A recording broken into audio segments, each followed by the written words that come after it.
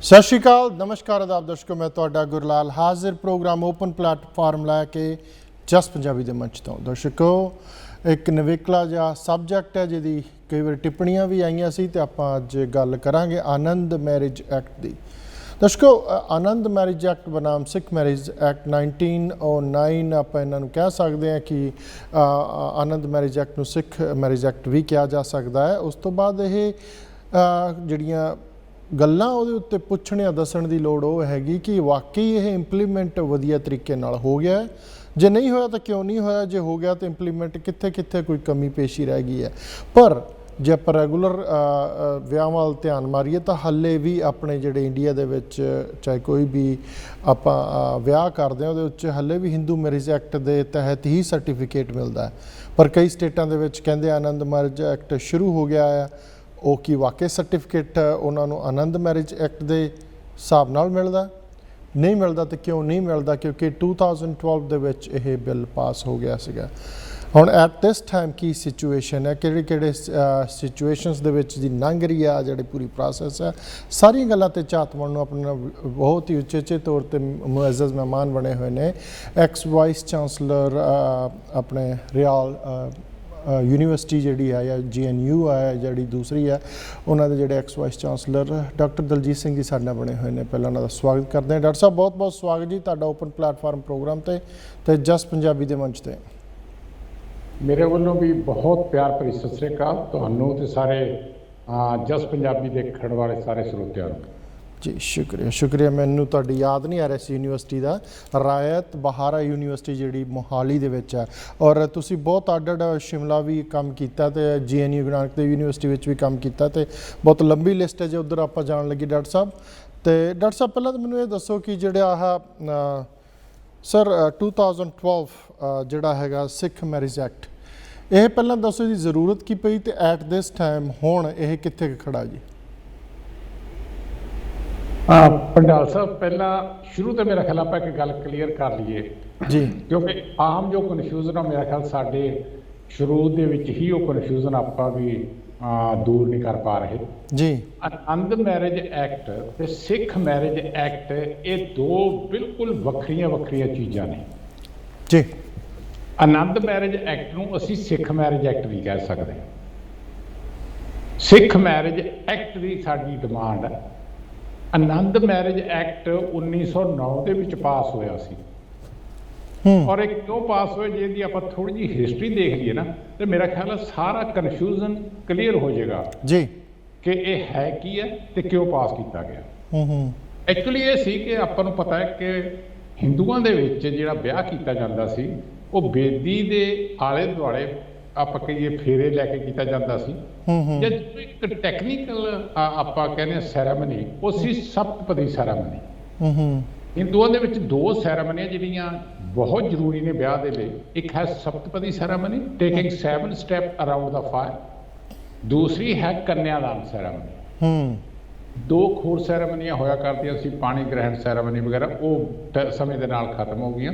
ਪਰ ਕਾਨੂੰਨ ਇਹ ਕਹਿੰਦਾ, ਹਿੰਦੂ ਮੈਰਿਜ ਐਕਟ ਅੱਜ ਵੀ ਇਹ ਕਹਿੰਦਾ, ਸੈਕਸ਼ਨ 7 ਹੈ ਧਾਰਾ 7 ਹੈ ਉਸ ਦੀ, ਜਿਹਦੇ ਵਿੱਚ ਸਾਫ਼ ਕਿਹਾ ਗਿਆ ਕਿ ਜੇ ਹਿੰਦੂਆਂ ਦੇ ਵਿੱਚ ਦੋ ਹਿੰਦੂਆਂ ਦੇ ਵਿੱਚ ਵਿਆਹ ਹੋਣਾ ਔਰ ਉੱਥੇ ਕਸਟਮ ਦੇ ਮੁਤਾਬਕ ਸਪਤਪਦੀ ਸੈਰਾਮਨੀ ਕਰਨੀ ਜ਼ਰੂਰੀ ਹੈ, ਤਾਂ ਉਦੋਂ ਹਿੰਦੂਆਂ ਦਾ ਵਿਆਹ ਕੰਪਲੀਟ ਸਮਝਿਆ ਜਾਊਗਾ ਜਦੋਂ 7th ਸਟੈਪ ਕੰਪਲੀਟ ਕਰ ਲਿੱਤਾ ਜਾਊਗਾ ਜੀ। ਠੀਕ ਹੈ ਨਾ ਜੀ। ਤੋ ਇਹ ਹਿੰਦੂਆਂ ਦਾ ਸੀ। ਜਦੋਂ ਸਾਡੇ ਤੀਜੀ ਪਾਤਸ਼ਾਹੀ ਦੇ ਟਾਈਮ ਦੇ ਉੱਤੇ ਆਨੰਦ ਕਾਰਜ ਦਾ ਕਨਸੈਪਟ ਸਟਾਰਟ ਹੋਇਆ, ਔਰ ਚੌਥੀ ਪਾਤਸ਼ਾਹੀ ਸਾਡੀ ਨੇ ਸਿੱਖਾਂ ਦੇ ਚੌਥੇ ਗੁਰੂ ਸਾਹਿਬਾਨ ਨੇ ਗੁਰੂ ਬਾਣੀ ਦੇ ਵਿੱਚ ਜਿਹੜਾ ਲਾਵਾਂ ਦਾ ਪਾਠ ਲਿਖ ਦਿੱਤਾ ਗਿਆ, ਜਿਹਨੂੰ ਆਨੰਦ ਕਾਰਜ ਆਪਾਂ ਆਮ ਤੌਰ ਤੇ ਕਹਿੰਦੇ ਆ, ਤਾਂ ਉਸ ਤੋਂ ਬਾਅਦ ਸਿੱਖਾਂ ਦੇ ਵਿੱਚ ਆਨੰਦ ਕਾਰਜ ਰਾਹੀਂ ਵਿਆਹ ਹੋਣੇ ਸ਼ੁਰੂ ਹੋ ਗਏ। ਲੇਕਿਨ ਸਮੇਂ ਦੇ ਨਾਲ ਨਾਲ ਕੁਝ ਕਨਫਿਊਜ਼ਨ ਹੁੰਦਾ ਗਿਆ। महाराजा रणजीत सिंह के टाइम के उत्ते आके एक कन्फ्यूजन ज़्यादा बढ़ गया, और इत्थों तक गल पहुँच गई कि जी जिहड़े सिखां दे विच विआह आनंद कारज राहीं कीते जांदे ने वो वैलिड नहीं हैगे, वो नजायज़ ने। ਔਰ ਜੇ ਬੱਚਾ ਕੋਈ ਹੋਇਆ ਉਸ ਪਰਿਵਾਰ 'ਚ ਜਿਨ੍ਹਾਂ ਦਾ ਵਿਆਹ ਆਨੰਦ ਕਾਰਜ ਰਾਹੀਂ ਹੋਇਆ ਤਾਂ ਉਹ ਨਜਾਇਜ਼ ਬੱਚਾ ਹੋਊਗਾ, ਪ੍ਰਾਪਰਟੀ ਦਾ ਇੰਟਾਈਟਲ ਨਹੀਂ ਹੋਊਗਾ। ਇੱਕ ਕੇਸ ਆਇਆ ਮਜੀਠੀਆ ਕੇਸ ਦੇ ਤੌਰ 'ਤੇ ਆਮ ਤੌਰ 'ਤੇ ਜਾਣਿਆ ਜਾਂਦਾ ਕਿ ਜਿਹਦੇ ਵਿੱਚ ਇਹ ਕਹਿਤਾ ਜੀ ਵੀ ਜੋ ਕਿਉਂਕਿ ਇਹ ਦੋ ਜਿਹੜੇ ਪਾਰਟੀਜ਼ ਨੇ ਉਹ ਸਿੱਖ ਨੇ, ਪਰ ਇਹਨਾਂ ਦਾ ਵਿਆਹ ਜਿਹੜਾ ਹੋਇਆ ਆਨੰਦ ਕਾਰਜ ਰਾਹੀਂ ਹੋਇਆ, ਬੇਦੀ ਦੇ ਆਲੇ ਦੁਆਲੇ ਫੇਰੇ ਲੈ ਕੇ ਨਹੀਂ ਹੋਇਆ, ਇਸ ਕਰਕੇ ਬੱਚਾ ਨਜਾਇਜ਼ ਆ, ਉਹ ਹੱਕਦਾਰ ਨਹੀਂ ਹੈਗਾ। ਸੋ ਉਸ ਟਾਈਮ 'ਤੇ ਮਹਾਰਾਜਾ ਰੁਪਦੁਮਨ ਸਿੰਘ ਜਿਹੜੇ ਨਾਭੇ ਵਾਲੇ ਸੀਗੇ ਉਹ ਇੰਪੀਰੀਅਲ ਅਸੈਂਬਲੀ ਲੈਜਿਸਲੇਟਿਵ ਅਸੈਂਬਲੀ ਦੇ ਉਹ ਮੈਂਬਰ ਹੋਇਆ ਕਰਦੇ ਸੀਗੇ ਤੇ ਉਹਨਾਂ ਨੇ ਉਸ ਟਾਈਮ ਦੇ ਉੱਤੇ ਫਿਰ ਭਾਈ ਕਾਹਨ ਸਿੰਘ ਵਗੈਰਾ ਦੀ ਰਹਿਨੁਮਾਈ ਦੇ ਵਿੱਚ ਇੱਕ ਡਰਾਫਟ ਤਿਆਰ ਕੀਤਾ ਜਿਹਦਾ ਨਾਮ ਰੱਖਿਆ ਗਿਆ ਆਨੰਦ ਮੈਰਿਜ ਐਕਟ। ਇਹ ਜਿਹੜਾ ਆਨੰਦ ਮੈਰਿਜ ਐਕਟ ਪਾਸ ਕੀਤਾ ਇਹ ਕੁਛ ਨਹੀਂ, ਸਿਰਫ 5 ਧਾਰਾਂ ਨੇ ਇਸ ਦੀਆਂ ਔਰ ਇਹ 5 ਧਾਰਾਂ ਦਾ ਮੇਨ ਮਕਸਦ ਇਹ ਸੀਗਾ ਜਾਂ ਜਿਹਨੂੰ ਆਪਾਂ ਸ਼ੁਰੂ 'ਚ ਪ੍ਰੀਐਂਬਲ ਕਹਿੰਦੇ ਐਕਟ ਦਾ, ਉਹ ਇਹ ਸੀ an act to validate the marriages among Sikhs solemnized according to Anand Karaj ceremony. ਆਮ ਤੌਰ ਤੇ ਜਦੋਂ ਵੀ ਆਪਾਂ ਕਾਨੂੰਨ ਬਣਾਉਂਦੇ ਹਾਂ ਨਾ ਜੀ ਤਾਂ ਉਹਦੇ ਵਿੱਚ ਲਿਖਦੇ ਹੁੰਦੇ ਆ ਟੂ ਅਮੈਂਡ ਔਰ ਟੂ ਇਨੈਕਟ ਦਾ ਲਾਅ। ਇਹ ਜਿਹੜਾ ਐਕਟ ਹੈ ਇਹ ਟੂ ਵੈਲੀਡੇਟ ਦਾ ਸੀ ਕਿ ਆਲਰੇਡੀ ਚੱਲ ਰਿਹਾ ਕੋਈ ਰੀਤੀ ਰਿਵਾਜ ਚੱਲ ਰਿਹਾ, ਉਹਨੂੰ ਵੈਲਿਡਿਟੀ ਦਿੱਤੀ ਗਈ, ਉਹਨੂੰ ਵੈਲੀਡਿਟੀ ਦਿੱਤੀ ਆ, ਬਸ ਇੱਥੋਂ ਤੱਕ ਸੀਮਤ ਸੀ। ਸਿੱਖ ਕੌਣ ਹੋਣਗੇ ਇਹ ਨਹੀਂ ਕਿਤੇ ਲਿਖਿਆ ਹੋਇਆ, ਵਿਆਹ ਦੀ ਉਮਰ ਕਿੰਨੀ ਹੋਊਗੀ ਕਿਤੇ ਨਹੀਂ ਲਿਖਿਆ ਹੋਇਆ, ਜੇ ਆਪਸ ਵਿੱਚ ਝਗੜਾ ਹੋ ਜਾਂਦਾ ਤਾਂ ਕਿੱਥੇ ਜਾਣਗੇ ਕਿਤੇ ਨਹੀਂ ਲਿਖਿਆ ਹੋਇਆ, ਕਿਆ ਡਿਵੋਰਸ ਜਿਹੜੇ ਰਿਲੀਫ ਨੇ ਮੈਟਰੀਮੋਨੀਅਲ ਲਾਅ ਦੇ ਵਿੱਚ, ਆਪਣੇ ਅਮਰੀਕਾ ਵੀ ਆਪਾਂ ਲਾ ਲਓ ਜਿਹਦੇ ਵਿੱਚ ਖਾਸ ਤੌਰ ਤੇ ਡਿਵੋਰਸ, ਡਿਗਰੀ ਆਫ ਨੈਲਿਟੀ ਔਰ ਡਿਵੋਰਸ ਬਾਈ ਮਿਊਚੁਅਲ ਕੰਸੈਂਟ ਵਗੈਰਾ ਉਹ ਕੁਛ ਨਹੀਂ ਹੈਗਾ ਉਹਦੇ ਵਿੱਚ। ਸੋ ਇਹਨੂੰ ਮੈਂ ਆਮ ਤੌਰ ਤੇ ਕਹਿਣਾ ਹੁੰਦਾ ਕਿ ਜੇ ਆਪਾਂ ਮੈਰਿਜ ਐਕਟ ਕਹਿਣਾ ਨਾ ਸਿੱਖ ਮੈਰਿਜ ਐਕਟ ਤਾਂ ਉਹਦੀਆਂ ਮੰਨ ਲਓ 30 ਜਾਂ 35 ਸ਼ਾਖਾ ਨੇ ਔਰ ਆਨੰਦ ਮੈਰਿਜ ਐਕਟ ਕੀ ਹੈ ਉਹਦੇ ਵਿੱਚ ਕਿ ਸਿਰਫ ਇੱਕ ਸ਼ਾਖਾ ਹੈ। ਸੋ ਇਹ ਆਪਣੇ ਆਪ 'ਚ ਕੰਪਲੀਟ ਹੈ। 1909 'ਚ ਪਾਸ ਹੋਇਆ, ਉਸ ਟਾਈਮ ਦੇ ਉੱਤੇ ਜੋ ਕਨਫਿਊਜ਼ਨ ਚੱਲਦਾ ਸੀ ਕਿ ਆਨੰਦ ਕਾਰਜ ਰਾਹੀਂ ਜੋ ਮੈਰਿਜ ਆ ਉਹ ਵੈਲਿਡ ਹੈ ਜਾਂ ਨਹੀਂ, ਉਹ ਕਲੀਅਰ ਕਰਤੀ ਗੱਲ। ਰਾਈਟ। ਸੋ ਇਹ ਜੀ ਕੁਐਸਚਨ ਖੜਾ ਹੁੰਦਾ, ਤੁਸੀਂ ਡਿਫਰੈਂਸ਼ੀਏਟ ਕਰੋ ਇਹਦੇ ਵਿੱਚ ਸਿੱਖ ਮੈਰਿਜ ਐਕਟ ਉਹ ਜਿਹੜਾ ਵਰਡ ਆ ਗਿਆ ਉਹ ਇਹਦੇ ਨਾਲੋਂ ਕਿੰਨਾ ਡਿਫਰੈਂਟ ਕੀ ਹੈ, ਉਹਦੇ ਵਿੱਚ ਉਹ 'ਚ ਫਰਕ ਕੀ ਹੈ ਇਹਨਾਂ ਦੋਨਾਂ 'ਚ? ਬਿਲਕੁਲ ਪੰਡਾਲ ਸਾਹਿਬ ਬਹੁਤ ਅੱਛਾ ਕੁਐਸਚਨ ਹੈ ਤੁਹਾਡਾ। ਜਿਹੜਾ ਆਨੰਦ ਮੈਰਿਜ ਐਕਟ ਹੈ ਜਿਸ ਤਰ੍ਹਾਂ ਮੈਂ ਦੱਸਿਆ ਕਿ ਸਿਰਫ ਇੱਕ ਗੱਲ ਨੂੰ ਇਹ ਕਲੀਅਰ ਕਰਦਾ ਕਿ ਆਨੰਦ ਕਾਰਜ ਸੈਰਾਮਨੀ ਨਹੀਂ ਵੈਲਿਡ, ਜਿਹੜਾ ਵਿਆਹ ਹੋਊਗਾ ਵੈਲਿਡ ਹੋਊਗਾ। ਜਿਹੜਾ ਮੈਰਿਜ ਐਕਟ ਹੁੰਦਾ ਨਾ ਆਪਣੇ ਭਾਰਤ ਦੇ ਵਿੱਚ ਵੱਖ-ਵੱਖ ਧਰਮਾਂ ਦੇ ਵੱਖ-ਵੱਖ ਕਾਨੂੰਨ ਬਣੇ ਹੋਏ ਨੇ। ਮੈਂ ਉੱਥੇ ਆ ਰਿਹਾ। ਹਾਂਜੀ ਤੇ ਉਹਦੇ 'ਚ ਜੇ ਮੈਂ ਨਾਮ ਲੈ ਦੇਵਾਂ ਤਾਂ ਹਿੰਦੂ ਮੈਰਿਜ ਐਕਟ ਹੈ, ਪਰ ਹਿੰਦੂ ਮੈਰਿਜ ਐਕਟ ਜਿਹੜਾ ਹੈਗਾ ਉਹ ਇਕੱਲੇ ਹਿੰਦੂਆਂ ਤੇ ਨਹੀਂ ਲਾਗੂ ਹੁੰਦਾ, ਉਹਦੇ ਵਿੱਚ ਸਿੱਖ ਵੀ ਨੇ, ਬੋਧੀ ਵੀ ਨੇ ਤੇ ਜੈਨੀ ਵੀ। ਇਹ ਲਿਖਿਆ ਹੋਇਆ ਸੈਕਸ਼ਨ 2 ਦੇ ਵਿੱਚ ਹਿੰਦੂ ਮੈਰਿਜ ਐਕਟ ਤੇ ਕਿ it will be applicable besides the Hindus to the Sikh, Jains and Buddhist, but it will not be applicable to the Christians, Muslim, Christian, Parsi and Jew। ਔਰ ਹੁਣ ਭਾਰਤ ਦੇ ਵਿੱਚ ਕੀ ਹੈ ਕਿ ਸਭ ਤੋਂ ਪਹਿਲਾਂ ਜਿਹੜਾ ਮੈਰਿਜ ਦੇ ਰਿਗਾਰਡਿੰਗ ਕਾਨੂੰਨ ਬਣਿਆ ਉਹ 1872 ਦੇ ਵਿੱਚ ਬਣਿਆ।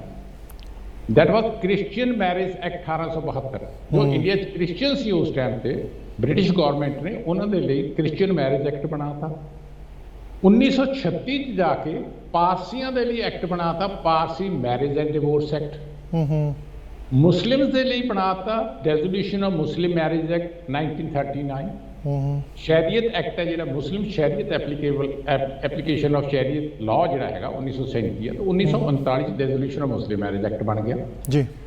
ਤਾਂ ਜਿਊਸ ਦਾ ਜਿਹੜਾ ਲਾਅ ਹੈ ਉਹ ਅਨਕੋਡੀਫਾਈਡ ਲਾਅ ਹੈ, ਮਤਲਬ ਉਹ ਐਕਟ ਨਹੀਂ ਬਣਿਆ, ਲੇਕਿਨ ਉਹਨਾਂ ਦੇ ਜਿਹੜੇ ਕਸਟਮ ਨੇ ਜੋ ਰੀਤੀ ਰਿਵਾਜ ਨੇ ਉਹਨਾਂ ਮੁਤਾਬਕ ਮੈਰਿਜ ਹੁੰਦੀ ਹੈ।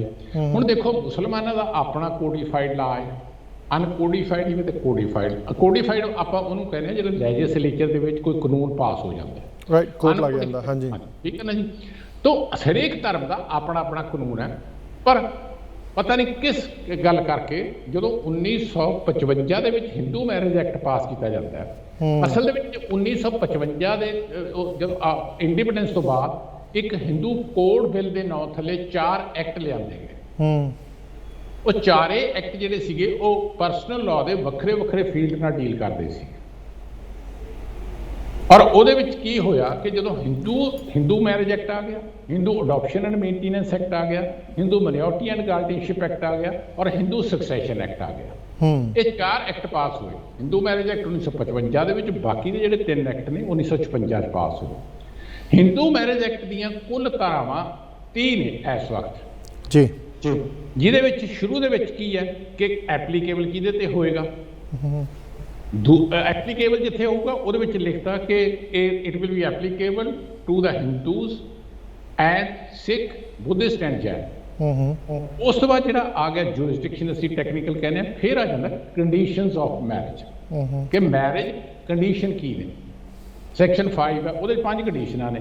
ਪਹਿਲੀ ਗੱਲ ਇਹ ਹੈ ਕਿ ਜਿਨ੍ਹਾਂ ਨੇ 2 ਪਾਰਟੀ 'ਚ ਨੇ ਵਿਆਹ ਕਰਾਉਣਾ ਉਹਨਾਂ ਦਾ ਪਹਿਲਾਂ ਕਿਤੇ ਵਿਆਹ ਨਾ ਹੋਇਆ ਹੋਵੇ, ਮੈਂਟਲੀ ਸਾਊਂਡ ਹੋਣ।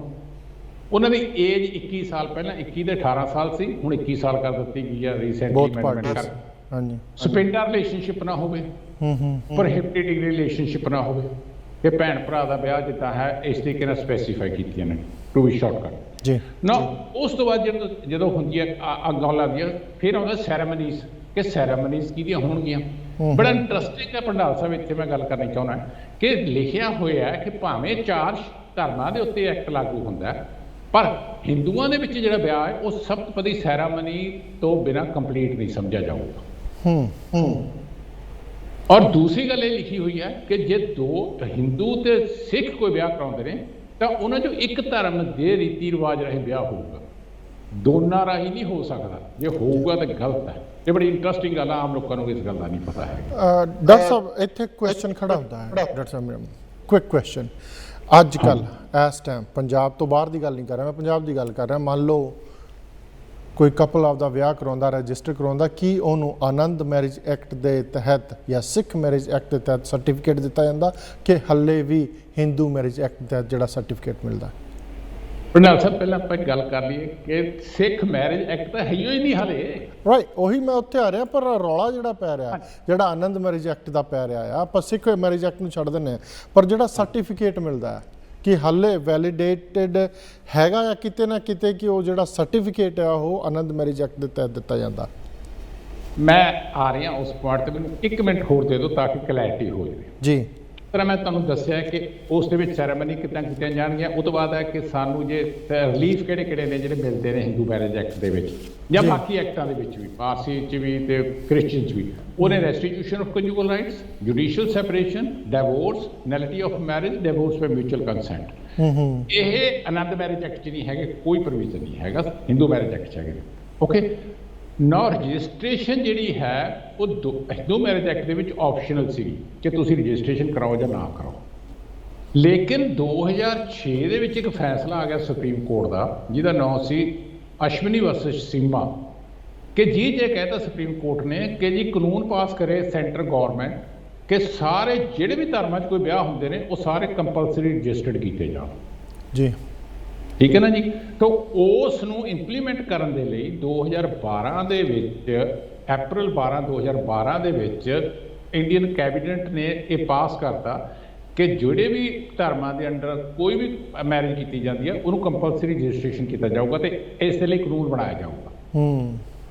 ਲੇਕਿਨ ਉੱਥੇ ਕੀ ਹੋਇਆ ਕਿ ਪਤਾ ਨਹੀਂ ਕਿਸ ਤਰੀਕੇ ਦੇ ਨਾਲ ਇਹ ਵੀ ਨਾਲ ਕਹਿਤਾ ਕਿ ਸਿੱਖਾਂ ਦੇ ਜਿਹੜੇ ਵਿਆਹ ਨੇ ਉਹ ਅੰਦਰ ਆਨੰਦ ਮੈਰਿਜ ਐਕਟ ਰਜਿਸਟਰਡ ਕੀਤੇ ਜਾਣਗੇ। ਹੁਣ ਆਨੰਦ ਮੈਰਿਜ ਐਕਟ ਤੇ ਕੁਛ ਵੀ ਨਹੀਂ ਹੈਗਾ ਸੀਗਾ, ਉਹ ਤਾਂ ਸਿਰਫ ਇੱਕ ਗੱਲ ਕਹਿੰਦਾ ਸੀ ਕਿ ਆਨੰਦ ਕਾਰਜ ਸੈਰਾਮਨੀ ਦਾ ਹੀ ਵਿਆਹ ਜਿਹੜੇ ਨੇ ਉਹ ਵੈਲਿਡ ਨੇ। ਪਰ ਅਨਫੋਰਚੂਨੇਟਲੀ ਪਤਾ ਨਹੀਂ ਕਿਉਂ ਇੱਕ ਇਸ਼ੂ ਉੱਠ ਖੜਿਆ, ਔਰ ਇਹਦੇ ਪਿੱਛੇ ਜਿਹੜਾ ਇਸ਼ੂ ਉਠਾਉਣੇ ਵਾਲੇ ਸੀ ਉਹ ਸਾਡੇ MP ਹੁੰਦੇ ਸੀ ਰਾਜ ਸਭਾ ਤੇ ਸਤਲੋਚਨ ਸਿੰਘ। ਹਾਂਜੀ, ਉਹ ਮਾਈਨੋਰਟੀ ਕਮਿਸ਼ਨ ਦੇ ਚੇਅਰਮੈਨ ਵੀ ਰਹੇ ਨੇ। ਯਾਨੀ ਚੈਲ ਸਿੰਘ ਜੀ ਜਦੋਂ ਪ੍ਰੈਜ਼ੀਡੈਂਟ ਸੀ, ਉਹਨਾਂ ਦੇ ਰਾਸ਼ਟਰਪਤੀ ਭਵਨ 'ਚ ਵੀ ਉਹਨਾਂ ਦੇ ਸੇਵਾਵਾਂ ਸੀਗੀਆਂ। ਪਤਾ ਨਹੀਂ ਕਿਉਂ ਅਗਿਆਨਤਾ ਸੀ ਉਹਨਾਂ ਦੀ ਜਾਂ ਕੋਈ ਹੋਰ ਉਹਨਾਂ ਦੇ ਦਿਮਾਗ 'ਚ ਗੱਲ ਸੀ, ਉਹਨਾਂ ਨੇ ਇਹ ਇੱਕ ਪ੍ਰਾਈਵੇਟ ਮੈਂਬਰਸ ਬਿੱਲ ਦੇ ਤੌਰ ਤੇ ਪੇਸ਼ ਕੀਤਾ ਸਨ 2007 ਦੇ ਵਿੱਚ। 7 ਦੇ ਵਿੱਚ, ਬਿਲਕੁਲ ਠੀਕ ਹੈ। ਲੇਕਿਨ ਉਹ ਬਿੱਲ ਦੇ ਉੱਤੇ ਕਮੇਟੀਆਂ 'ਚ ਜਾਂਦਾ ਰਿਹਾ ਪਰ ਪਾਸ ਨਹੀਂ ਹੋਇਆ ਕਿਤੇ ਵੀ। ਉਹਨਾਂ ਦੀ ਟਰਮ ਖਤਮ ਹੋ ਜਾਂਦੀ ਹੈ 2010 ਦੇ ਵਿੱਚ ਜੀ। ਹੁਣ 12 ਦੇ ਵਿੱਚ ਇਹ ਗੱਲ ਚੱਲਦੀ ਹੈ ਕਿ ਆਨੰਦ ਮੈਰਿਜ ਰਜਿਸਟ੍ਰੇਸ਼ਨ ਉਸ ਐਕਟ ਦੇ ਵਿੱਚ ਕੀਤੀ ਜਾਵੇ। ਉਸ ਟਾਈਮ ਦੇ ਉੱਤੇ ਕਿਉਂਕਿ ਮੈਂ ਕੋਈ 27 ਸਾਲ ਦੇ ਕਰੀਬ ਲਾ ਪੜ੍ਹਾਇਆ ਸੀ ਔਰ ਫੈਮਿਲੀ ਲਾ ਪੜ੍ਹਾਇਆ ਸੀ। ਮੇਰੀ PhD ਫੈਮਿਲੀ ਲਾ ਤੇ ਹੈ। ਔਰ ਫੈਮਿਲੀ ਲਾ ਜਦੋਂ ਮੈਂ ਸ਼ਬਦ ਯੂਜ਼ ਕਰਦਾ ਤਾਂ ਉਹਦੇ ਵਿੱਚ ਪਾਰਸੀ, ਕ੍ਰਿਸਚੀਅਨਸ, ਮੁਸਲਿਮ ਸਾਰੇ ਲਾ ਮੈਂ ਪੜ੍ਹਾਉਂਦਾ ਰਿਹਾ। ਪੰਜਾਬੀ ਯੂਨੀਵਰਸਿਟੀ ਪਟਿਆਲਾ 17 ਸਾਲ ਪੜ੍ਹਾਇਆ, 10 ਸਾਲ Guru Nanak Dev university regional campus ਮੈਂ ਪੜ੍ਹਾਇਆ। ਸੋ ਮੈਂ ਆਪਣੇ ਐਕਸਪੀਰੀਅੰਸ ਬੇਸ ਦੇ ਉੱਤੇ ਮੈਂ 2012 ਦੇ ਵਿੱਚ ਪ੍ਰਿੰਸੀਪਲ ਸੀ ਖਾਲਸਾ ਕਾਲਜ ਅੰਮ੍ਰਿਤਸਰ ਜੀ। ਉਸ ਟਾਈਮ ਦੇ ਉੱਤੇ ਫਿਰ ਚੀਫ ਖਾਲਸਾ ਦੀਵਾਨ ਦਾ ਮੈਂ ਮੈਂਬਰ ਹੋਇਆ ਕਰਦਾ ਸੀ, ਐਗਜ਼ੈਕਟਿਵ ਮੈਂਬਰ, ਤੇ ਮੈਂ ਉਹਨਾਂ ਨੂੰ ਗੱਲ ਸਮਝਾਈ ਵੀ ਆਪਣੇ ਨਾਲ ਇਹ ਧੋਖਾ ਹੋ ਰਿਹਾ। ਆਨੰਦ ਮੈਰਿਜ ਐਕਟ ਦੀ ਜੋ ਅਮੈਂਡਮੈਂਟ ਹੈ ਰਜਿਸਟ੍ਰੇਸ਼ਨ ਕਲਾਸ ਐਡ ਕਰਕੇ, ਉਹਦੇ ਨਾਲ ਸਾਨੂੰ ਕੁਝ ਨਹੀਂ ਮਿਲਣਾ, ਰਾਦਰ ਸਾਡੇ 'ਚ ਕਨਫਿਊਜ਼ਨ ਹੋ ਜਾਣਾ ਕਿ ਆਨੰਦ ਮੈਰਿਜ ਹੁੰਦੀ ਕੀ ਹੈ। ਔਰ ਸਰ ਐਟ ਦਿਸ ਮੋਮੈਂਟ ਵੀ ਕਨਫਿਊਜ਼ਨ ਹੈ। ਅਗਰ ਤੁਸੀਂ ਆਪਦਾ ਟਾਈਮ ਕੱਢਿਆ ਤਾਂ ਆਪਾਂ ਕੁਝ ਕਲੀਅਰ ਕਰ ਰਹੇ ਹਾਂ, ਕਨਫਿਊਜ਼ਨ ਹੱਲੇ ਵੀ ਬਹੁਤ ਹੈ। ਪਰ ਇੱਕ ਛੋਟਾ ਜਿਹਾ ਕੁਐਸਚਨ, ਜਿਹੜਾ 2007 ਸਰਦਾਰ ਤਰਲੋਚਨ ਸਿੰਘ ਜੀ ਨੇ ਰਾਜ ਸਭਾ ਮੈਂਬਰ ਨੇ ਜਿਹੜਾ ਪੇਸ਼ ਕੀਤਾ ਸੀ, ਜਿਹੜਾ 2012 ਦੇ ਵਿੱਚ ਪਾਸ ਹੋਇਆ, ਕਿ ਉਹੀ ਸੇਮ ਹੀ ਸੀਗਾ ਕਿ ਚੇਂਜਸ ਸੀਗੀਆਂ? ਨਾ ਜੀ, ਬਿਲਕੁਲ ਉਹ ਨਹੀਂ ਸੀਗਾ। ਇਹੀ ਇੰਟਰਸਟਿੰਗ ਗੱਲ ਹੈ ਨਾ ਕਿ ਉਹ ਤਾਂ 2010 ਚ ਉਹਨਾਂ ਦੀ ਮੈਂਬਰਸ਼ਿਪ ਖਤਮ ਹੋ ਚੁੱਕੀ ਸੀ। ਉਹਨਾਂ ਦਾ ਬਿੱਲ ਕਦੋਂ ਕਿੱਦਾਂ ਪਾਸ ਹੋ ਸਕਦਾ 2012 ਦੇ ਵਿੱਚ? ਸ਼ਾਇਦ ਲੋਕਾਂ ਦੇ ਦਿਮਾਗ 'ਚ ਇਹ ਕਿ ਰਾਈਟਿੰਗ ਉਹ ਲੈ ਲਈ ਹੋਊਗੀ, ਜਿਹੜਾ ਖਰੜਾ ਤਿਆਰ ਕੀਤਾ ਉਹ ਲੈ ਲਿਆ ਹੋਊਗਾ। ਐਨੀਵੇ ਡਾਕਟਰ ਸਾਹਿਬ, ਇੱਥੇ ਨਾ ਹੋਰ ਕੁਐਸਚਨ ਖੜੇ ਹੁੰਦੇ, ਆਪਾਂ ਰੁਕਣਾ ਪੈ ਰਿਹਾ ਕੁਇਕ ਬ੍ਰੇਕ ਲਈ। ਦਰਸ਼ਕੋ, ਸਾਡੇ ਨਾਲ ਬਣੇ ਹੋਏ ਨੇ ਮਾਣਯੋਗ ਡਾਕਟਰ ਦਲਜੀਤ ਸਿੰਘ, ਬਹੁਤ ਸੋਹਣਾ ਐਲੈਬੋਰੇਸ਼ਨ ਦੇ ਰਹੇ ਨੇ ਆਨੰਦ ਮੈਰਿਜ ਐਕਟ ਦੇ ਉੱਤੇ, ਤੇ ਆਪਾਂ ਰੁਕਣਾ ਪੈ ਰਿਹਾ ਇੱਕ ਛੋਟੀ ਜਿਹੀ ਬ੍ਰੇਕ ਲਈ। ਦੇ ਬਣੇ ਰਹੋ ਜਸ ਪੰਜਾਬੀ ਦੇ। ਸਵਾਗਤ ਜੀ ਤੁਹਾਡਾ ਸਾਰਿਆਂ ਦਾ ਫੇਰ ਪ੍ਰੋਗਰਾਮ ਓਪਨ ਪਲੇਟਫਾਰਮ ਜਸ ਪੰਜਾਬੀ ਦੇ ਮੰਚ ਤੋਂ। ਮੈਂ ਤੁਹਾਡਾ ਗੁਰਲਾਲ, ਆਪਣਾ ਬਣੇ ਨੇ ਮਾਣਯੋਗ ਡਾਕਟਰ ਦਲਜੀਤ ਸਿੰਘ ਜੀ, ਜਿਹੜੇ ਕਿ ਐਕਸ ਵਾਈਸ ਚਾਂਸਲਰ ਰਹਿ ਚੁੱਕੇ ਨੇ ਯੂਨੀਵਰਸਿਟੀ ਮੋਹਾਲੀ ਦੇ ਵਿੱਚ। ਸਰ, ਆਪਾਂ ਹੁਣੀ ਗੱਲ ਕਰ ਰਹੇ ਸੀ ਬ੍ਰੇਕ ਤੋਂ ਪਹਿਲਾਂ ਕਿ ਜਿਹੜਾ ਬਿੱਲ ਪਾਸ ਹੋਇਆ 2012 ਦੇ ਵਿੱਚ, ਉਹ 2007 ਵਾਲਾ ਸਰਦਾਰ ਤਰਲੋਚਨ ਸਿੰਘ ਵਾਲਾ ਨਹੀਂ ਸੀ। ਤੁਸੀਂ ਬਹੁਤ ਸੋਹਣਾ ਕਲੀਅਰ ਕੀਤਾ। ਅੱਛਾ, ਹੁਣ ਤੁਸੀਂ ਇਹ ਦੱਸੋ ਕਿ 2012 ਦਾ ਖਰੜਾ ਕਿੱਥੇ ਤੇ ਕਿੱਦਾਂ ਤਿਆਰ ਹੋਇਆ? ਇੱਥੋਂ ਸ਼ੁਰੂ ਕਰ ਲੈਂਦੇ ਆਪਾਂ। 2012 ਦੇ ਵਿੱਚ ਜਦੋਂ ਮੈਂ, ਜਿੱਦਾਂ ਆਪ ਜੀ ਨੂੰ ਦੱਸਿਆ ਕਿ 2006 ਦੀ ਜੋ ਸੁਪਰੀਮ ਕੋਰਟ ਦੀ ਜੱਜਮੈਂਟ ਕੰਪਲਸਰੀ ਰਜਿਸਟ੍ਰੇਸ਼ਨ ਦੀ ਆ ਗਈ, ਉਸ ਟਾਈਮ ਦੇ ਉੱਤੇ ਸਾਰੇ ਐਕਟਾਂ ਦੇ ਵਿੱਚ ਕੰਪਲਸਰੀ ਰਜਿਸਟ੍ਰੇਸ਼ਨ ਕਰਾਉਣ ਦਾ ਪ੍ਰੋਵੀਜ਼ਨ ਬਣਾਉਣੇ ਪਏ ਗਵਰਨਮੈਂਟ ਨੂੰ। ਔਰ ਇੰਸੀਡੈਂਟਲੀ ਇਹ ਹੈ ਕਿ ਅੱਜ ਵੀ compulsory registration of marriage act pass ਹੋਇਆ 2012 ਦਾ। ਔਰ ਉਹਦੇ ਅੰਡਰ ਅੱਜ ਪੰਜਾਬ ਤੁਸੀਂ ਜੇ ਮੈਰਿਜ ਰਜਿਸਟਰ ਕਰਾਉਂਗੇ ਨਾ ਤਾਂ ਤੁਹਾਨੂੰ ਉਹ ਕਹਿਣਗੇ ਜੀ compulsory registration of marriage act ਦੇ ਅੰਡਰ ਆਪਣਾ ਸਰਟੀਫਿਕੇਟ ਲੈ ਲਓ। ਦੂਸਰੇ ਪਾਸੇ it is very interesting, nobody knows this fact, only law people can analyze or can be aware of this fact। ਔਰ ਉਸ ਐਕਟ ਦੇ ਵਿੱਚ ਇਹ ਲਿਖਿਆ ਹੋਇਆ ਹੈ ਸੈਕਸ਼ਨ 2 ਦੇ ਵਿੱਚ ਕਿ ਪੰਜਾਬ ਦੇ ਵਿੱਚ Punjab compulsory registration of marriage act pass ਹੋਇਆ। ਉਹਦੇ ਵਿੱਚ ਇਹ ਲਿਖਿਆ ਹੋਇਆ ਹੈ ਕਿ ਪੰਜਾਬ ਦੇ ਵਿੱਚ ਜਿਹੜਾ ਇਹ ਐਕਟ ਲਾਗੂ ਹੋਏਗਾ ਉਹਨਾਂ ਵਿਆਹਾਂ ਤੇ ਲਾਗੂ ਹੋਏਗਾ ਜਿਹੜਾ ਹਿੰਦੂ ਮੈਰਿਜ ਐਕਟ ਦੇ ਵਿੱਚ ਕੀਤੇ ਜਾਂਦੇ ਨੇ, ਜਿਹੜੇ ਮੁਸਲਿਮ ਸ਼ਹਿਰੀ ਤਲਾਕ ਦੇ ਅੰਡਰ ਕੀਤੇ ਜਾਂਦੇ ਨੇ, ਤੇ ਜਿਹੜੇ ਸਾਡੇ ਆਨੰਦ ਮੈਰਿਜ ਐਕਟ ਦੇ ਅੰਡਰ ਰਜਿਸਟ੍ਰੇਸ਼ਨ ਕੀਤੇ ਜਾਣਗੇ ਉਹ ਕੰਪਲਸਰੀ ਰਜਿਸਟ੍ਰੇਸ਼ਨ ਮੈਰਿਜ ਐਕਟ ਦੇ ਅੰਡਰ ਹੋਣਗੇ। ਮੈਂ ਆਉਣ ਤੋਂ ਪਹਿਲਾਂ, ਅਮਰੀਕਾ ਆਉਣ ਤੋਂ ਪਹਿਲਾਂ, ਗੁਰਲਾਲ ਜੀ ਫਰਵਰੀ 'ਚ ਮੈਂ ਉਰੇ ਆਇਆ, ਉਹ ਤੋਂ ਪਹਿਲਾਂ ਮੈਂ ਡਿਸਟ੍ਰਿਕਟਾਂ 5-6 ਡਿਸਟ੍ਰਿਕਟਾਂ ਦੇ ਵਿੱਚ, ਕਿਉਂਕਿ ਸਾਰੇ ਮੇਰੇ ਸਟੂਡੈਂਟ ਹੈਗੇ ਨੇ ਲਾਅ ਦੇ, I try to get information ਕਿ ਕਿਸੇ ਕੋਲ ਆਨੰਦ ਮੈਰਿਜ ਐਕਟ ਦਾ ਸਰਟੀਫਿਕੇਟ ਹੈ, ਕਿਸੇ ਕੋਲ। ਜੀ ਵੈਰੀ ਇੰਟਰਸਟਿੰਗ ਆਸਪੈਕਟ। ਨਾਓ ਦੂਸਰੀ ਗੱਲ ਜਿਹੜੀ ਬੜੀ ਇੰਟਰਸਟਿੰਗ ਹੈ ਕਿ ਜਦੋਂ 2012 ਦੇ ਵਿੱਚ ਐਕਟ ਪਾਸ ਹੋਇਆ ਨਾ ਜੀ, ਤਾਂ ਇੱਕਦਮ ਇਹ ਜਿਹੜਾ ਗਰੁੱਪ ਸੀ 4-5 ਬੰਦਿਆਂ ਦਾ ਦਿੱਲੀ ਦੇ ਵਿੱਚ, ਖਾਸ ਤੌਰ ਤੇ ਮੈਂ ਕਹਾਂ ਇਨਕਲੂਡਿੰਗ ਸਰਦਾਰ ਤਰਲੋਚਨ ਸਿੰਘ ਜੀ, ਇਹਨਾਂ ਨੇ ਬਹੁਤ ਪਬਲਿਸਿਟੀ ਕੀਤੀ ਇਹ ਕ੍ਰੈਡਿਟ ਲੈਣ ਦੀ ਕਿ ਜੀ ਅਸੀਂ ਸਿੱਖ ਮੈਰਿਜ ਐਕਟ ਲਾਗੂ ਕਰਵਾਤਾ, ਹੁਣ ਸਿੱਖਾਂ ਨੂੰ ਸਿੱਖ ਮੈਰਿਜ ਸਰਟੀਫਿਕੇਟ ਮਿਲਿਆ ਕਰੂਗਾ। ਖਾਸ ਤੌਰ ਤੇ NRIs ਨੂੰ ਬਹੁਤ ਬੈਨੀਫਿਟ ਹੋ ਗਿਆ ਕਿ ਜੀ ਹਿੰਦੂ ਮੈਰਿਜ ਸਰਟੀਫਿਕੇਟ ਦੀ ਬਜਾਏ ਹੁਣ ਸਿੱਖ ਮੈਰਿਜ ਸਰਟੀਫਿਕੇਟ ਮਿਲੂ, ਇੰਡੀਪੈਂਡੈਂਟ ਆਇਡੈਂਟੀਟੀ ਬਣ ਗਈ ਉਹਨਾਂ ਦੀ। ਮੈਂ ਉਸ ਟਾਈਮ ਤੇ ਜੀ ਆਰਟੀਕਲਸ ਲਿਖੇ ਅਖਬਾਰਾਂ ਦੇ ਵਿੱਚ, ਜਿਹੜੇ ਆਲਮੋਸਟ ਵਰਲਡ ਦੀਆਂ ਸਾਰੀਆਂ ਅਖਬਾਰਾਂ ਛਪੇ, ਉਹਦੇ ਵਿੱਚ ਇਹ ਗੱਲ ਕਲੀਅਰ ਕੀਤੀ ਕਿ ਭਾਈ ਇਹ ਬਿਲਕੁਲ ਗਲਤ ਪ੍ਰੋਪੇਗੈਂਡਾ ਹੈ। ਆਨੰਦ ਮੈਰਿਜ ਐਕਟ ਦੇ ਵਿੱਚ ਸਿਰਫ ਅਮੈਂਡਮੈਂਟ ਹੋਈ ਹੈ, ਨਾ ਕਿ ਨਵਾਂ ਐਕਟ ਪਾਸ ਕੀਤਾ ਗਿਆ। ਜਿਹੜਾ ਇਹ ਕਲੇਮ ਕਰਦੇ ਨੇ ਕਿ ਜੀ ਨਵਾਂ ਕਾਨੂੰਨ ਬਣ ਗਿਆ, ਨਵਾਂ ਕਾਨੂੰਨ ਨਹੀਂ ਹੈ, ਇਹ ਤਾਂ ਲਾਗੂ ਰਿਹਾ 1909 ਤੋਂ ਲੈ ਕੇ। ਇਹ 1947 'ਚ ਆਜ਼ਾਦੀ ਮਿਲਣ ਤੋਂ ਬਾਅਦ ਖਤਮ ਨਹੀਂ ਸੀ ਹੋ ਗਿਆ। ਜੇ ਖਤਮ ਹੋ ਜਾਂਦਾ ਫਿਰ ਤਾਂ ਅਮੈਂਡਮੈਂਟ ਨਹੀਂ ਹੋਣੀ ਸੀ। ਇੱਕ ਸਿੱਧਾ ਤਰਕ ਹੈਗਾ। ਜੇ ਅਮੈਂਡਮੈਂਟ ਹੋਈ ਹੈ ਤਾਂ ਮਤਲਬ ਲਾਗੂ ਸੀਗਾ। ਸੋ ਇਹ ਲਾਗੂ ਰਿਹਾ, ਉਹ 'ਚ ਸਿਰਫ 6 ਧਾਰਾ ਐਡ ਕਰ ਦਿੱਤੀ ਗਈ ਹੈ ਜਿਹੜੀ ਕਿ ਟੋਟਲੀ ਅਨਡਿਜ਼ਾਇਰੇਬਲ ਸੀਗੀ। ਸਾਨੂੰ ਤਾਂ ਸਿੱਖ ਮੈਰਿਜ ਐਕਟ, ਕੰਪਲੀਟ ਸਿੱਖ ਮੈਰਿਜ ਐਕਟ, ਜਿੱਦਾਂ ਪਾਰਸੀਆਂ ਦਾ ਆਪਣਾ, ਮੁਸਲਿਮਸ ਦਾ ਆਪਣਾ, ਕ੍ਰਿਸਚੀਅਨਸ ਦਾ ਆਪਣਾ, ਤਾਂ ਸਾਨੂੰ ਹਿੰਦੂ ਮੈਰਿਜ ਐਕਟ ਚੋਂ ਕੱਢ ਕੇ ਇੰਡੀਪੈਂਡੈਂਟ ਸਿੱਖ ਮੈਰਿਜ ਐਕਟ ਸਾਡਾ ਪਾਸ ਕਰਨਾ ਚਾਹੀਦਾ। ਦੂਸਰੀ ਗੱਲ ਇਹ ਹੈ ਕਿ ਜਿਹੜੀ 6 ਸੈਕਸ਼ਨ ਐਡ ਕੀਤੀ ਗਈ ਉਹਦੇ ਵਿੱਚ ਮੈਂ ਦੱਸ ਦੇਣਾ ਚਾਹੁੰਦਾ ਸਾਰਿਆਂ ਨੂੰ ਕਿ ਅੱਜ ਵੀ ਪਾਸ ਹੋਣ ਤੋਂ ਬਾਅਦ 2022 ਦੇ ਵਿੱਚ ਵੀ ਕਿਤੇ ਸ਼ਬਦ ਸਿੱਖ ਨਹੀਂ ਯੂਜ਼ ਕੀਤਾ ਹੋਇਆ। ਦੋ ਚੀਜ਼ਾਂ ਇੰਪੋਰਟੈਂਟ ਹੁੰਦੀਆਂ ਨੇ। ਇੱਕ ਹੁੰਦਾ ਹੈ ਕਿ ਰਜਿਸਟਰ ਦਾ ਨਾਮ ਕੀ ਹੈ। ਹਿੰਦੂ ਮੈਰਿਜ ਐਕਟ ਦੇ ਵਿੱਚ ਜਿਹੜੇ ਰੂਲਸ ਬਣੇ ਨੇ ਉੱਥੇ ਲਿਖਿਆ ਹਿੰਦੂ ਮੈਰਿਜ ਰਜਿਸਟਰ, ਉੱਥੇ ਸ਼ਬਦ ਹੈ ਹਿੰਦੂ ਮੈਰਿਜ।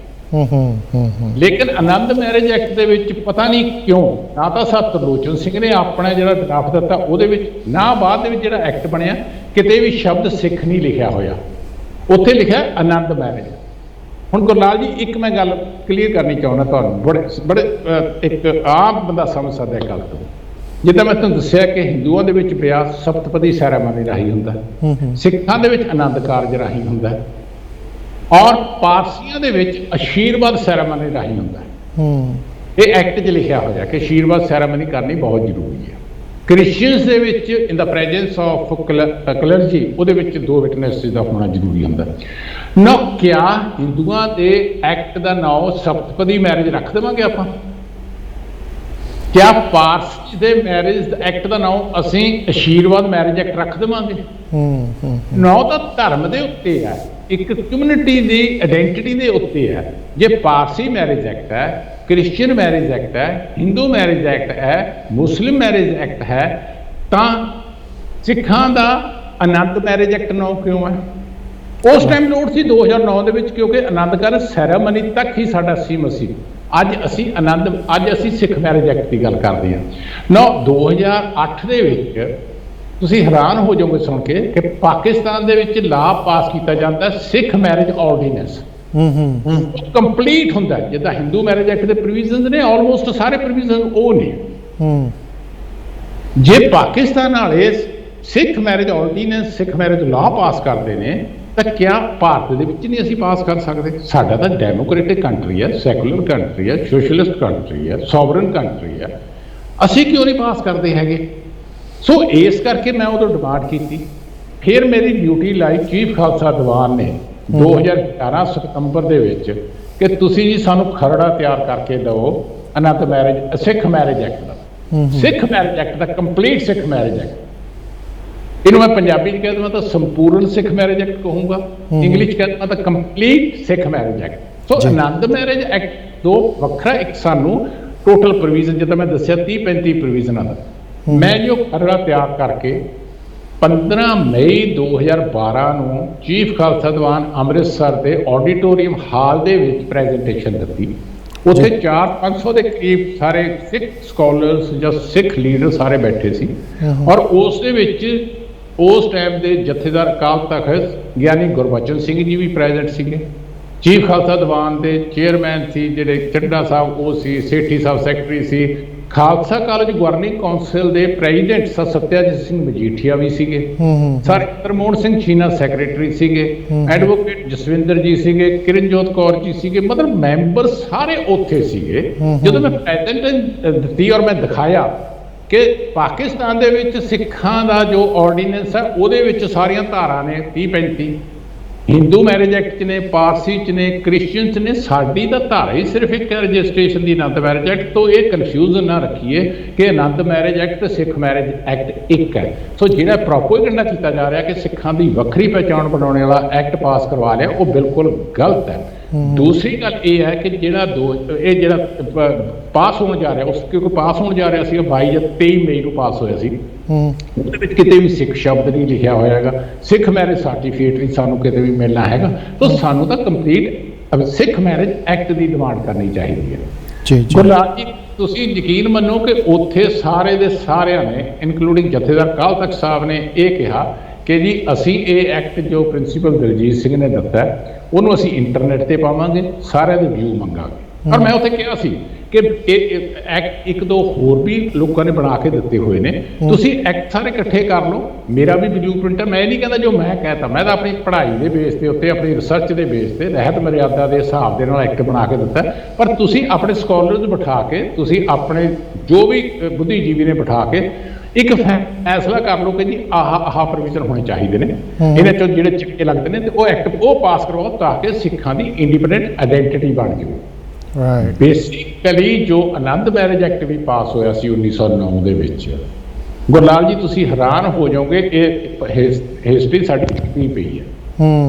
ਉਸ ਟਾਈਮ ਦੇ ਉੱਤੇ 1909 ਦੇ ਵਿੱਚ ਜਿਹੜੇ ਐਲਡਰਸਨ ਸੀਗੇ, ਉਹਨਾਂ ਨੇ ਚਿੱਠੀ ਲਿਖੀ ਸੀ ਇੱਕ, ਕਿ ਜੋ ਇਹ ਸਿੱਖ ਸਾਡੇ ਕੋਲੋਂ ਆਨੰਦ ਮੈਰਿਜ ਐਕਟ ਮੰਗਦੇ ਨੇ ਨਾ, ਉਹ ਵੈਲੀਡੇਸ਼ਨ ਤਾਂ ਮੰਗਦੇ ਨੇ ਕਰਨ ਦੇ ਲਈ, ਪਰ ਕੋਈ ਖਤਰਾ ਹੈ ਕਿ ਸਾਡੀ ਜਿਹੜੀ ਇੰਡੀਪੈਂਡੈਂਟ ਆਇਡੈਂਟੀਟੀ ਹੈ ਉਹ ਕਿਤੇ ਖਤਮ ਨਾ ਹੋ ਜਾਵੇ, ਕਿਉਂਕਿ ਬਾਕੀ ਕੁਝ ਕਮਿਊਨਿਟੀਜ਼ ਦੀ ਆਇਡੈਂਟੀਟੀ ਹਿੰਦੂਸ ਨੇ ਅਬਜ਼ੋਰਬ ਕਰ ਦਿੱਤੀ ਹੈ, ਖਤਮ ਕਰ ਦਿੱਤੀ ਹੈ। ਸੋ ਦਿਸ ਵਾਸ ਦਾ ਬੇਸਿਕ ਆਬਜੈਕਟਿਵ। ਸੋ 2012 ਦੇ ਵਿੱਚ ਜੋ ਐਕਟ ਬਣਿਆ, ਉਹਦੇ ਨਾਲ ਸਾਡੀ ਇੰਡੀਪੈਂਡੈਂਟ ਆਇਡੈਂਟੀਟੀ ਜਿਹੜੀ ਬਣਾਈ ਸੀ ਨਾ ਜੀ, ਸਿੱਖ ਆਨੰਦ ਮੈਰਿਜ ਐਕਟ 'ਚ, ਉਹ ਖਤਮ ਹੋ ਗਈ। ਕਿਉਂਕਿ ਹੁਣ ਸੈਕਸ਼ਨ 6 'ਚ ਲਿਖਤਾ without prejudice to the provisions of Hindu Marriage Act। ਹੁਣ ਅੱਜ ਪੋਜੀਸ਼ਨ ਇਹ ਹੈ ਕਿ ਜੇ ਕਿਸੇ ਸਿੱਖ ਨੇ ਮੇਨਟੇਨੈਂਸ ਲੈਣਾ, ਕਿਸੇ ਵਾਈਫ ਨੇ ਹਸਬੈਂਡ ਕੋਲੋਂ, ਜਾਂ ਬੱਚੇ ਦੀ ਕਸਟਡੀ ਲੈਣੀ ਹੈ, ਜਾਂ ਡਿਸਪੋਜ਼ਲ ਆਫ ਪ੍ਰਾਪਰਟੀ ਹੈ, ਜਾਂ ਡਿਵੋਰਸ ਹੈ, ਜਾਂ ਰੈਸਟੀਟਿਊਸ਼ਨ ਕੰਜੂਗਲ ਰਾਈਟ ਹੈ, ਉਹ ਸਾਰੇ ਦੇ ਸਾਰੇ ਉਹਨਾਂ ਨੂੰ ਪਟੀਸ਼ਨ ਹਿੰਦੂ ਮੈਰਿਜ ਐਕਟ 'ਚ ਪਾਸ ਕਰਨਾ ਪੈ ਰਿਹਾ। ਡਾਕਟਰ ਸਾਹਿਬ, ਕੁਇਕ ਕੁਐਸਚਨ ਮੈਂ ਭੁੱਲ ਨਾ ਜਾਵਾਂ, ਤੁਸੀਂ ਹੁਣ ਗੱਲ ਪਾਕਿਸਤਾਨ ਦੀ ਕੀਤੀ। ਪਾਕਿਸਤਾਨ ਦੇ ਵਿੱਚ ਜੇ ਤੁਸੀਂ ਕਿਹਾ ਕਿ ਉਹ ਹੋ ਗਿਆ, ਇਹ ਜ਼ਮੀਨੀ ਹਕੀਕਤ ਹੈ ਜੀ, ਉੱਥੇ ਜੇ ਕੋਈ ਵਿਆਹ ਹੁੰਦਾ ਸਿੱਖਾਂ ਦੇ ਵਿੱਚ ਤੇ ਉਹਨਾਂ ਨੂੰ ਆਨੰਦ ਮੈਰਿਜ ਐਕਟ ਦੇ ਤਹਿਤ ਸਰਟੀਫਿਕੇਟ ਮਿਲਦਾ ਐਟ ਦਿਸ ਟਾਈਮ? ਮੈਂ ਇੱਥੇ ਤੁਹਾਨੂੰ ਇੰਟਰਸਟਿੰਗ ਗੱਲ ਦੱਸ ਦਿੰਦਾ। ਹਾਂਜੀ, ਕਿ ਉੱਥੇ 2018 ਦੇ ਵਿੱਚ ਹੁਣ ਪੰਜਾਬ ਪ੍ਰੋਵਿੰਸ ਦੇ ਵਿੱਚ ਇੱਕ ਐਕਟ ਪਾਸ ਕੀਤਾ ਗਿਆ ਉਹਨਾਂ ਦਾ। ਉਹ ਫਾਰਚੂਨੇਟਲੀ ਮੈਨੂੰ ਵੀ ਥੋੜਾ ਜਿਹਾ ਉਹਨਾਂ ਨਾਲ ਇੰਟਰੈਕਸ਼ਨ ਕਰਦਾ ਰਿਹਾ ਮੈਂ ਉਸ ਐਕਟ ਦੇ ਲਈ, ਕਿਉਂਕਿ ਉੱਥੇ ਜਿਹੜੇ ਰਵੇਸ਼ ਸਿੰਘ ਜੀ ਸੀਗੇ, ਅਰੋੜਾ ਜੀ ਸੀਗੇ, ਉਹਨਾਂ ਨਾਲ ਮੇਰੇ ਲਿੰਕ ਸੀਗੇ ਇਸ ਗੱਲ ਤੇ। ਉਹਨਾਂ ਨੂੰ ਮੈਂ ਕਿਹਾ ਕਿ ਜੀ ਤੁਸੀਂ ਆਨੰਦ ਕਾਰਜ ਐਕਟ ਦੀ ਬਜਾਏ ਸਿੱਖ ਆਨੰਦ ਕਾਰਜ ਐਕਟ ਨਾ ਰੱਖੋ। ਹੁਣ ਜੋ ਐਕਟ ਪਾਸ ਉੱਥੇ ਹੋਇਆ, ਉਹ ਸਿੱਖ ਆਨੰਦ ਕਾਰਜ ਐਕਟ ਪਾਸ ਹੋਇਆ, ਉੱਥੇ ਸਿੱਖ ਸ਼ਬਦ ਐਡ ਕੀਤਾ ਗਿਆ, ਕਿਉਂਕਿ ਸਿੱਖ ਸ਼ਬਦ ਤੋਂ ਬਿਨਾਂ ਤਾਂ ਅਸੀਂ ਅਧੂਰੇ ਹਾਂ। ਸੋ ਉੱਥੇ ਹੁਣ ਜਿਹੜਾ ਸਰਟੀਫਿਕੇਟ ਮਿਲਿਆ ਕਰੂਗਾ, ਉਹ ਸਿੱਖ ਮੈਰਿਜ ਦਾ ਮਿਲਿਆ ਕਰੇਗਾ। ਸੋ ਇਹ ਇੰਪਲੀਮੈਂਟ ਹੋ ਚੁੱਕਾ ਇਸ ਟਾਈਮ? ਹੋ ਚੁੱਕਿਆ ਜੀ। ਔਰ ਦੂਸਰਾ ਇੱਕ ਹੋਰ ਵੀ ਇੰਟਰਸਟਿੰਗ ਗੱਲ ਦੱਸ ਦਵਾਂ ਇੱਥੇ ਗੁਰਲਾਲ ਜੀ, ਪਾਕਿਸਤਾਨ ਦੇ ਵਿੱਚ ਹਿੰਦੂ ਮੈਰਿਜ ਐਕਟ ਪਾਸ ਕੀਤਾ ਹੋਇਆ, ਕੰਪਲੀਟ ਹਿੰਦੂ ਮੈਰਿਜ ਐਕਟ 2017 ਦੇ ਵਿੱਚ ਲਾਗੂ ਹੈ, ਔਰ ਉਹਦੇ ਹਿੰਦੂ ਮੈਰਿਜ ਸਰਟੀਫਿਕੇਟ ਮਿਲਦਾ ਹੈ। ਸੋ ਪਾਕਿਸਤਾਨ ਜਿਹੜਾ ਅਸੀਂ ਕਹਿੰਦੇ ਕਿ ਧਰਮ ਬੇਸਡ ਕੰਟਰੀ ਆ, ਉਹਦੇ ਵਿੱਚ ਤਾਂ ਸਾਰੇ ਧਰਮਾਂ ਨੂੰ ਰੈਕੋਗਨਾਈਜੇਸ਼ਨ ਮਿਲੀ ਹੋਈ ਹੈ। ਅਸੀਂ ਕਹਿੰਦੇ ਕਿ ਇੰਡੀਆ ਦੇ ਵਿੱਚ ਅਸੀਂ ਨਹੀਂ ਕਹਿੰਦੇ ਹਿੰਦੂ ਮੈਰਿਜ ਐਕਟ ਖਤਮ ਕਰ ਦਿਓ ਜਾਂ ਪਾਰਸੀ ਕਰ ਲਓ, ਅਸੀਂ ਕਹਿੰਦੇ ਆ ਕਿ ਹਿੰਦੂਆਂ ਦਾ ਆਪਣਾ ਇੰਡੀਪੈਂਡੈਂਟ ਹੋਣਾ ਚਾਹੀਦਾ, ਰਿਸਪੈਕਟ ਹੈ ਉਸ ਧਰਮ ਦੀ ਸਾਨੂੰ, ਪਾਰਸੀਆਂ ਦਾ ਆਪਣਾ, ਮੁਸਲਮਾਨਾਂ ਦਾ ਆਪਣਾ, ਤੇ ਸਾਨੂੰ ਪਰ ਸਾਡਾ ਹੱਕ ਦੇ ਦਿਓ।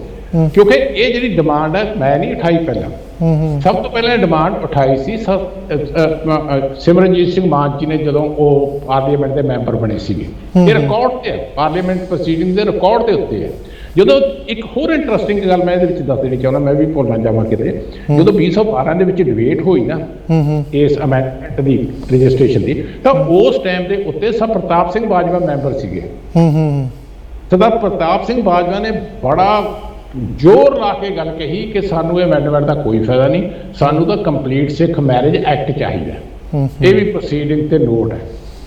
ਸੋ ਇਹ ਨਹੀਂ ਕਿ ਮੈਂ ਸਿਰਫ ਕਿਉਂਕਿ ਪੜ੍ਹਾਉਣ ਆਪਣੇ ਸਟੱਡੀ ਬੇਸਡ ਜਾਂ ਰਿਸਰਚ ਬੇਸਡ ਦੇ ਉੱਤੇ ਮੈਂ ਆਪਣੀ ਕੰਟਰੀਬਿਊਸ਼ਨ ਕਰਨ ਦੀ ਕੋਸ਼ਿਸ਼ ਕਰ ਰਿਹਾ, ਅਵੇਅਰ ਕਰ ਰਿਹਾ ਕਿ ਸਿੱਖ ਮੈਰਿਜ ਐਕਟ ਹੀ ਸਾਡੀ ਐਕਚੁਅਲ ਡਿਮਾਂਡ ਹੈ, ਔਰ ਸਾਨੂੰ ਇਹ ਪਾਸ ਕਰਵਾਉਣ ਦੀ ਲੋੜ ਹੈਗੀ ਹੈ। ਡਾਕਟਰ ਸਾਹਿਬ, ਬਹੁਤ ਸੋਹਣਾ ਵਿਸਥਾਰ ਨਾਲ ਤੁਸੀਂ ਗੱਲ ਬੜੇ ਵਧੀਆ ਤਰੀਕੇ ਨਾਲ ਸਮਝਾਈ, ਜਿਹੜੀ ਡਿਫਰੈਂਸ਼ੀਏਸ਼ਨ ਕੀਤੀ ਜਿਹੜੀ ਤੁਸੀਂ ਸਿੱਖ ਮੈਰਿਜ ਐਕਟ ਤੇ ਆਨੰਦ ਮੈਰਿਜ ਐਕਟ ਦੀ, ਬਹੁਤ ਵਧੀਆ।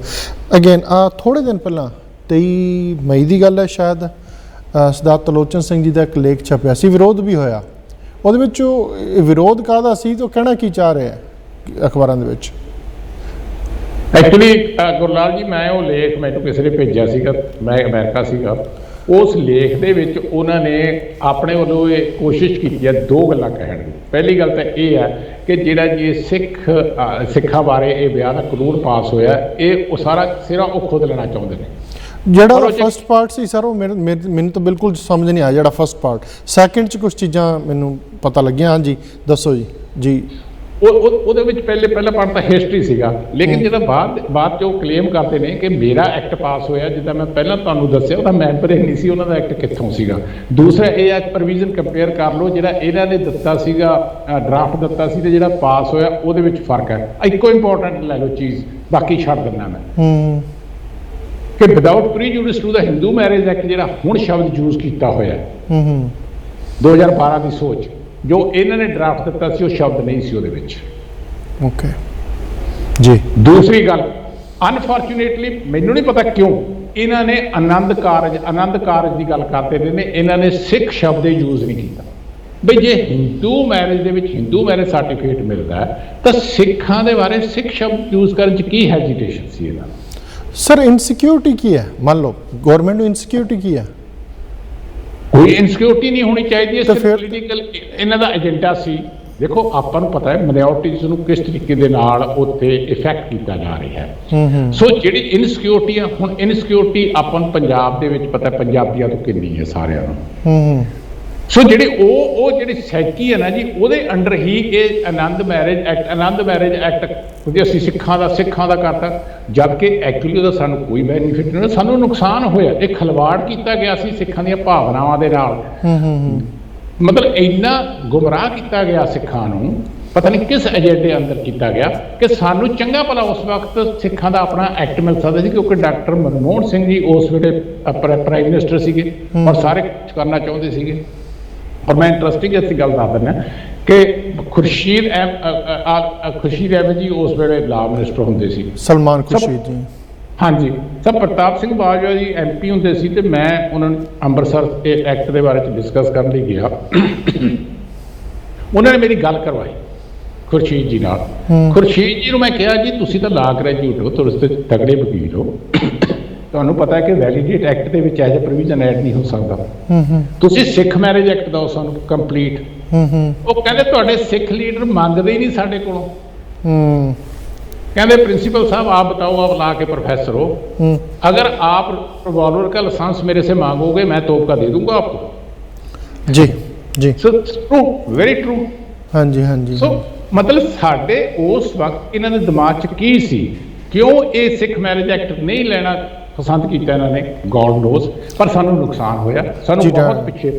ਡਾਕਟਰ ਸਾਹਿਬ ਤੁਸੀਂ ਬਹੁਤ ਵਧੀਆ ਗੱਲ ਕੀਤੀ ਕਿ ਠੀਕ ਆ ਆਪਣੇ ਅੰਦਰ ਹੀ ਲੀਡਰ ਨੇ ਜਿਹੜੇ ਕਿ ਉੱਥੇ ਜਾ ਕੇ ਗੱਲ ਥੋੜੀ ਜਿਹੀ ਘੁੰਮ ਜਾਂਦੀ ਹੈ ਜਾਂ ਮੰਗਦੇ ਨਹੀਂ। ਐਨੀਵੇ ਬਹੁਤ ਸੋਹਣਾ ਤੁਸੀਂ ਵਿਸਤਾਰ ਨਾਲ ਗੱਲ ਸਮਝਾਈ। ਆਪਾਂ ਰੁਕਣਾ ਪਿਆ ਕੁਇਕ ਬ੍ਰੇਕ ਲਈ। ਦਰਸ਼ਕੋ ਸਾਡੇ ਨਾਲ ਬਣੇ ਹੋਏ ਨੇ ਮਾਣਯੋਗ ਡਾਕਟਰ ਦਲਜੀਤ ਸਿੰਘ ਜੀ, ਬੜੇ ਵਿਸਤਾਰ ਨਾਲ ਗੱਲ ਸਮਝਾ ਰਹੇ ਨੇ ਇਸ ਆਨੰਦ ਮੈਰਿਜ ਐਕਟ ਤੇ ਸਿੱਖ ਮੈਰਿਜ ਐਕਟ ਬਾਰੇ।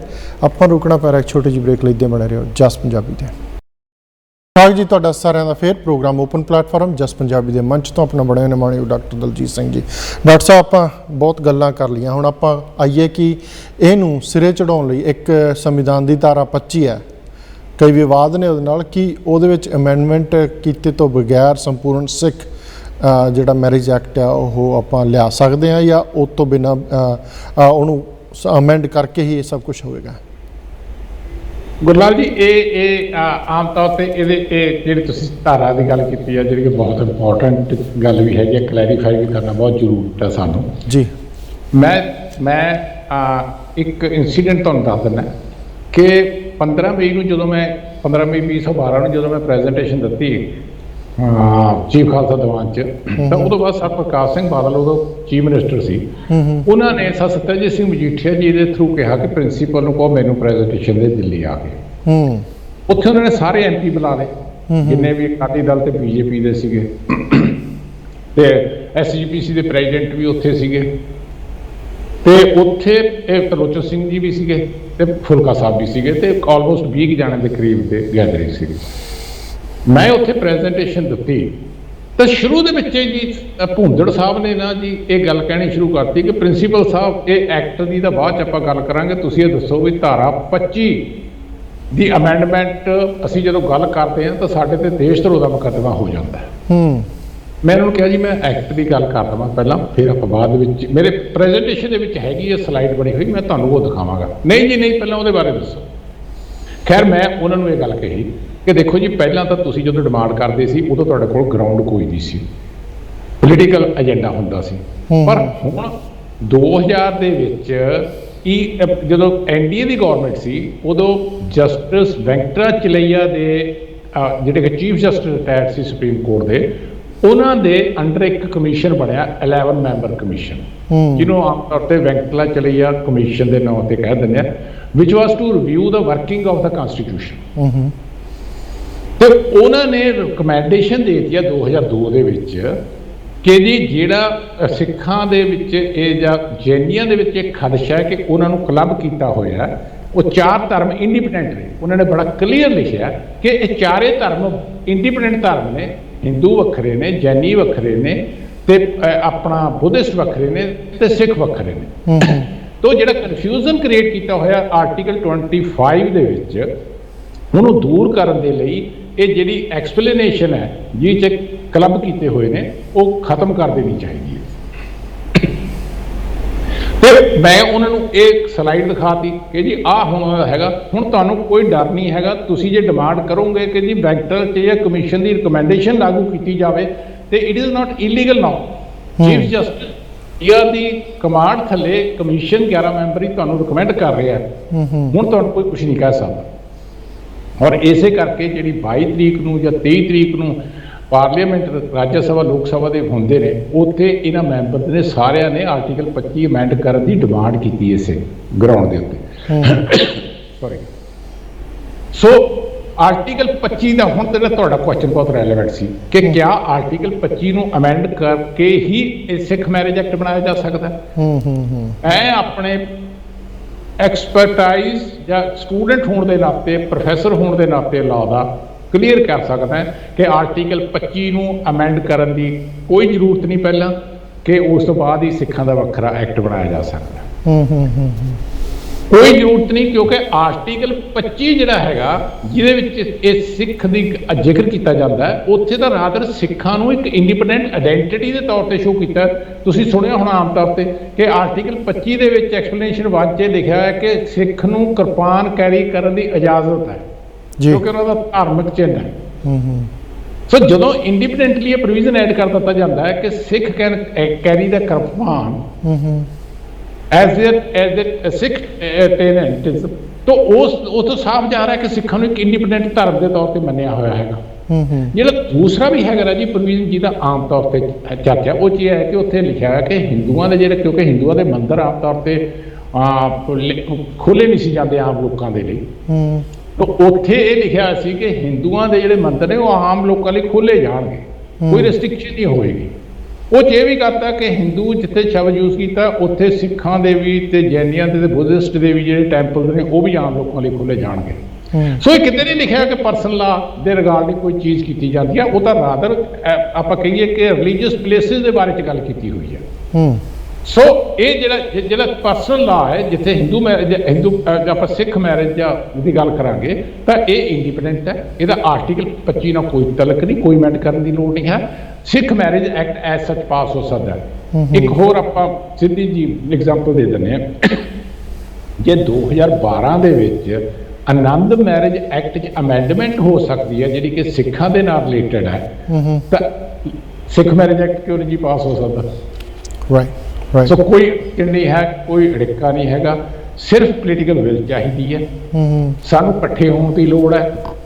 ਜੇ ਇਕੱਠੇ ਹੋ ਕੇ ਅਸੀਂ ਹਮਲਾ ਮਾਰ ਲਈਏ ਤਾਂ ਮੇਰਾ ਖਿਆਲ ਹੈ ਅੱਜ ਹਾਲਾਤ ਬਹੁਤ ਸੋਹਣੇ ਬਣੇ ਹੋਏ ਨੇ, ਕਿਉਂਕਿ ਮਾਈਨੋਰਟੀਜ਼ ਦੇ ਬਾਰੇ ਦੇ ਵਿੱਚ ਪ੍ਰਾਈਮ ਮਿਨਿਸਟਰ ਸਾਹਿਬ, ਤੁਹਾਨੂੰ ਆਪਾਂ ਨੂੰ ਪਤਾ ਹੈ ਕਿ 400 ਸਾਲਾ ਸ਼੍ਰੀ ਗੁਰੂ ਤੇਗ ਬਹਾਦਰ ਜੀ ਦੀ ਸ਼ਤਾਬਦੀ ਮਨਾਈ ਜਾ ਰਹੀ ਹੈ, ਤਾਂ ਲਾਲ ਕਿਲ੍ਹੇ ਤੇ ਮਨਾਈ ਜਾ ਰਹੀ ਹੈ ਜਿੱਥੇ PM ਸਾਹਿਬ ਆ ਰਹੇ ਨੇ, ਬਾਕੀ ਫੰਕਸ਼ਨਾਂ ਦੇ PM ਸਾਹਿਬ ਜਾ ਰਹੇ ਨੇ, ਔਰ ਸਿੱਖ ਡੈਲੀਗੇਟਸ ਨੂੰ ਮਿਲ ਰਹੇ ਨੇ।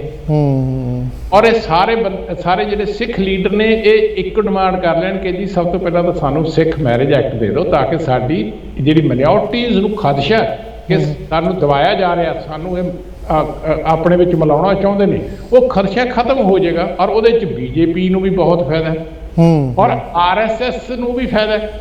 ਅਦਰਵਾਈਜ਼ ਤਾਂ ਤੁਹਾਨੂੰ ਸ਼ਾਇਦ ਪਤਾ ਹੀ ਹੋਵੇ ਕਿ ਸਤਲੋਚਨ ਸਿੰਘ ਨੇ ਬੜੀ ਵਾਰੀ ਆਪਣੀ ਇੰਟਰਵਿਊ ਦੇ ਵਿੱਚ ਵੀ ਗੱਲ ਕਹੀ ਹੈ ਤੇ ਲਿਖਤ ਦੇ ਵਿੱਚ ਲੇਖਾਂ 'ਚ ਵੀ ਗੱਲ ਕਹੀ ਹੈ ਕਿ ਮੈਨੂੰ ਕਹਿੰਦੇ ਜਦੋਂ ਮੈਂ ਚੇਅਰਮੈਨ ਹੁੰਦਾ ਸੀ ਮਾਈਨੋਰਟੀ ਕਮਿਸ਼ਨ ਆਫ ਇੰਡੀਆ ਦਾ, ਉਸ ਟਾਈਮ ਤੇ ਆਰਐਸਐਸ ਨੇ ਲਿਖ ਕੇ ਦਿੱਤਾ ਹੈ ਕਿ ਸਿੱਖ ਇੰਡੀਪੈਂਡੈਂਟ ਰਿਲੀਜਨ ਵੱਖਰਾ ਧਰਮ ਹੈ।